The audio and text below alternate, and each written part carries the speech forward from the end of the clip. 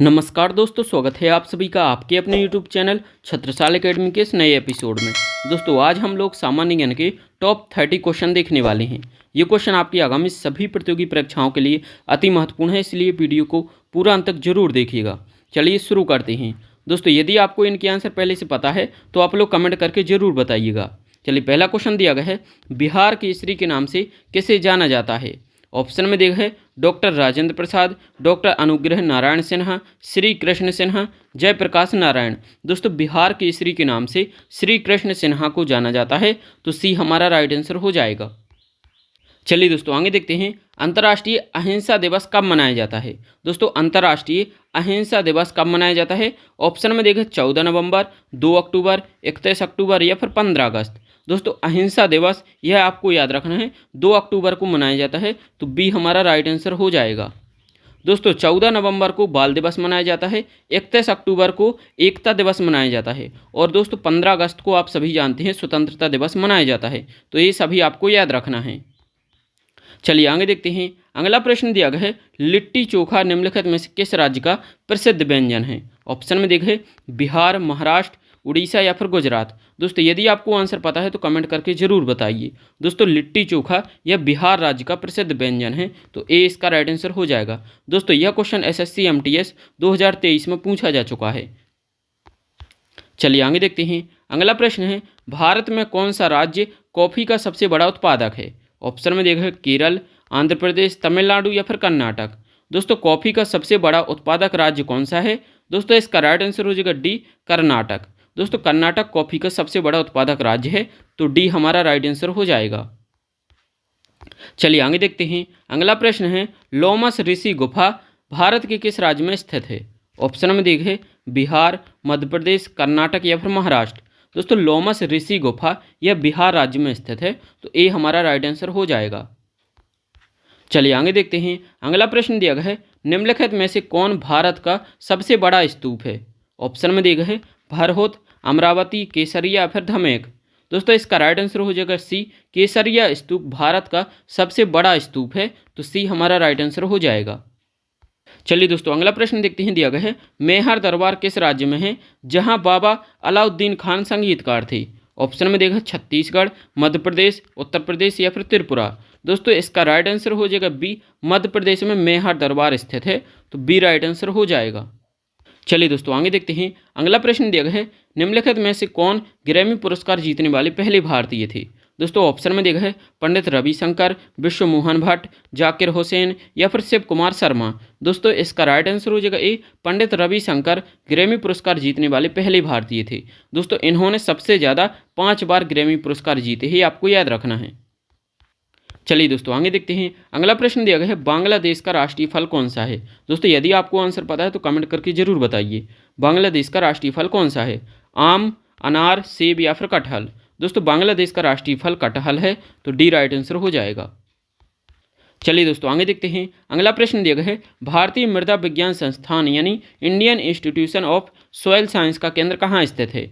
दोस्तों ऑप्शन में देखा है भुवनेश्वर, भोपाल, विशाखापट्टनम या फिर पोरबंदर। दोस्तों इसका राइट आंसर हो जाएगा बी, भोपाल में भारतीय मृदा विज्ञान संस्थान का केंद्र स्थित है, तो दोस्तों बी इसका राइट आंसर हो जाएगा। चलिए दोस्तों आगे देखते हैं, अगला प्रश्न दिया गया है, भारतीय राष्ट्रीय कांग्रेस के दूसरे अधिवेशन के अध्यक्ष कौन थे। दोस्तों ऑप्शन में देखा है दादा भाई नौरोजी, व्योमेश चंद्र बनर्जी, फिरोज शाह मेहता या फिर जॉर्ज यूल। दोस्तों भारतीय राष्ट्रीय कांग्रेस के दूसरे अधिवेशन के अध्यक्ष दादा भाई नौरोजी थे, तो ए हमारा राइट आंसर हो जाएगा। दोस्तों व्योमेश चंद्र बनर्जी यह पहले अधिवेशन के अध्यक्ष थे। चलिए आगे देखते हैं, अगला प्रश्न है, होम रूल लीग आंदोलन किस वर्ष में शुरू हुआ था। ऑप्शन में देखा है 1916, 1917, 1914 या फिर 1915। दोस्तों होम रूल लीग आंदोलन यह 1916 में शुरू हुआ था, तो ए राइट आंसर हो जाएगा। दोस्तों होम रूल लीग आंदोलन किसने शुरू किया था, तो आपको याद रखना है बाल गंगाधर तिलक ने शुरू किया था। चलिए दोस्तों आगे देखते हैं, अगला प्रश्न दिया गया है, मिर्जा कामरान किस मुगल सम्राट का भाई था। दोस्तों ऑप्शन में दिखा है शाहजहां, जहांगीर, हुमायूं या फिर अकबर। दोस्तों मिर्जा कामरान यह हुमायूं का भाई था, तो सी राइट आंसर हो जाएगा। दोस्तों हुमायूं का पिता कौन था, तो बाबर था। बाबर के 4 पुत्र थे, हुमायूं, कामरान, हिंदाल और अस्कर, ये आपको याद रखना है।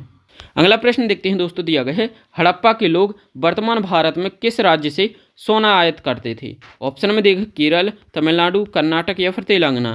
दोस्तों हड़प्पा के लोग वर्तमान कर्नाटक राज्य से सोना लाते थे, तो सी राइट आंसर हो जाएगा। अगला प्रश्न है दोस्तों, भोजताल निम्नलिखित में से किस राज्य में स्थित है?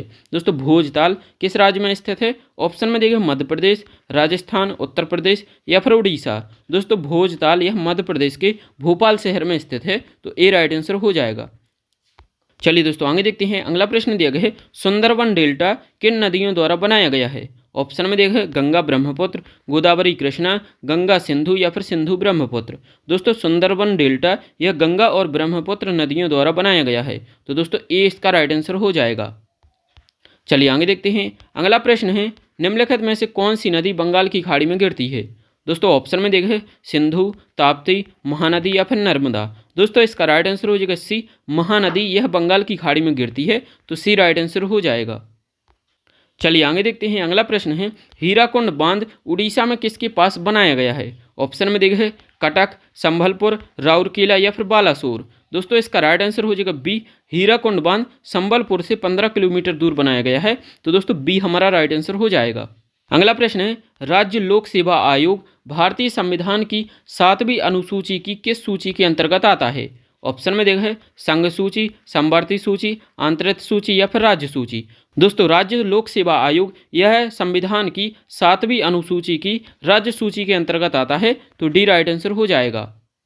अगला प्रश्न है दोस्तों भारतीय संविधान का कौन सा अनुच्छेद राज्य के महाधिवक्ता यानी एडवोकेट जनरल की बात करता है? दोस्तों बहुत ही महत्वपूर्ण प्रश्न है, यदि आपको आंसर पता है तो कमेंट बॉक्स में जरूर बताइए। दोस्तों राज्य का महाअधिवक्ता यानी एडवोकेट जनरल की बात कौन सा अनुच्छेद करता है? ऑप्शन में देखा 136, 77, 165 या फिर 145। दोस्तों इसका राइट आंसर हो जाएगा सी, 165 में राज्य के महाधिवक्ता की बात की गई है, तो सी हमारा राइट आंसर हो जाएगा। अगला प्रश्न है दोस्तों झांसी की रानी का मकबरा निम्नलिखित में से किस शहर में स्थित है? दोस्तों ऑप्शन में देखें ग्वालियर, उज्जैन, इंदौर या फिर जबलपुर में। दोस्तों झांसी की रानी का मकबरा यह आपको याद रखना है ग्वालियर में स्थित है, ए इसका राइट आंसर हो जाएगा। चलिए आगे देखते हैं। अगला प्रश्न दिया गया है मुख्यमंत्री की नियुक्ति कौन करता है? दोस्तों आपको बताना है कि मुख्यमंत्री की नियुक्ति कौन करता है, आपको पता होगा कमेंट करके जरूर बताइए। प्रधानमंत्री, मुख्य न्यायाधीश, राष्ट्रपति या फिर राज्यपाल। दोस्तों मुख्यमंत्री की नियुक्ति राज्यपाल करता है, तो डी हमारा राइट आंसर हो जाएगा। चलिए आगे देखते हैं पृथ्वी का सबसे गहरा स्थल कौन सा है? दोस्तों आपको बताना है कि पृथ्वी का सबसे गहरा स्थल कौन सा है। ऑप्शन में दिखे मरीना ट्रेंच, काला सागर, एनजियन सागर या फिर मृत सागर। दोस्तों पृथ्वी का सबसे गहरा स्थल यह मरीना ट्रेंच है, तो ए राइट आंसर हो जाएगा। और दोस्तों यह किस सागर में है? तो दोस्तों यह प्रशांत महासागर में स्थित है, आपको याद रखना है। अगला प्रश्न दोस्तों दिया गया है विश्व की सबसे बड़ी झील कौन सी है? ऑप्शन में देखा है सुपीरियल झील, कैस्पियन सागर, अरल सागर या फिर विक्टोरिया झील। दोस्तों विश्व की सबसे बड़ी झील यह कैस्पियन सागर है, तो बी राइट आंसर हो जाएगा।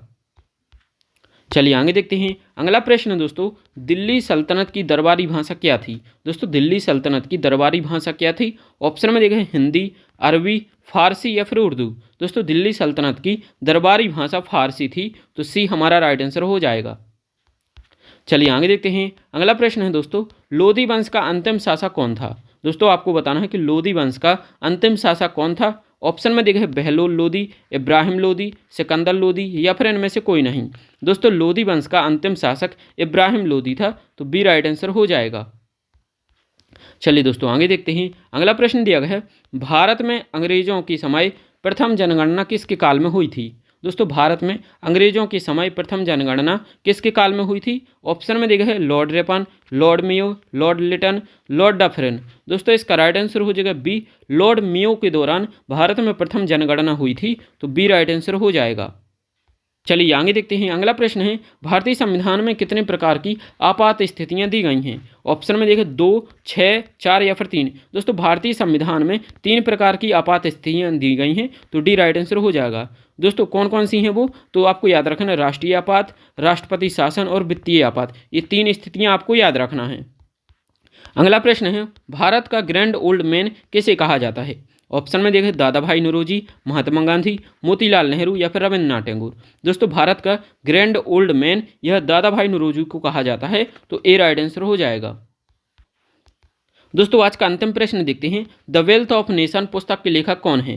दोस्तों ऑप्शन में देखा है Adam Smith, Karl Marx, John Maynard, इनमें से कोई नहीं। दोस्तों द वेल्थ ऑफ नेशन पुस्तक के लेखक एडम स्मिथ है, तो ए हमारा राइट आंसर हो जाएगा।